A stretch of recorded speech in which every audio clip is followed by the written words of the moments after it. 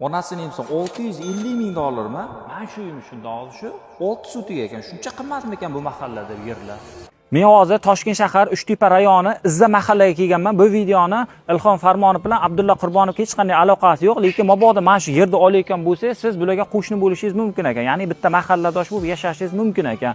Akalar qaranglar, hozir mana shu Izzadagi mahalla mana shu chala qurilgan uchastka yer narxida sotib olinar ekan. $50 ming ga yo'q ekan, agar $50 ming dan topgan taqdiringizda ham olsangiz bo'ladi. Imенно mana shu joy 602 sutiga ekan, fasadi 21.45 ekan, bunaqasiga 29 metr ekan, yer narxida berib yuboriladi. Xohlasangiz buni buzib tashab, mana g'ishtlarni o'zingiz qurilishingiz uchun ishlatsangiz ham bo'ladi yoki bo'lmasa xuddi mana shu qurilishda davom ettirib mazza qilib yashaysangiz ham bo'lar ekan. Ichlari bilan bitta qisqacha tanishtirib chiqamiz.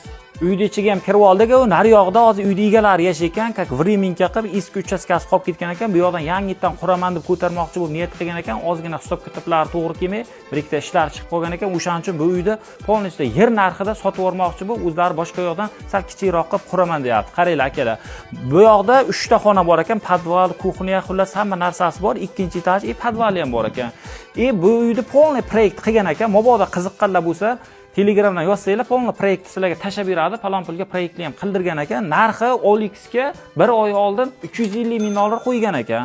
Xullas bir haftadan beri aytdi, 295 mingga bo'lsa qo'yib beraman dedim. Xullas bugun rozi bo'ldi. 295 mingga kimga qiziq bo'lsa, bemalol aloqaga chiqinglar. Agar yer narxida 50 mingdan hisoblasanglar ham, pastda 310 mingmi, 320 mingga aylanib ketdi ekan. Xullas yer narxida 295 ming, yana ham balki kami bordir. Telefonga bemalol pastdagi raqamlarga aloqalashib baraka qilsanglar bo'ladi.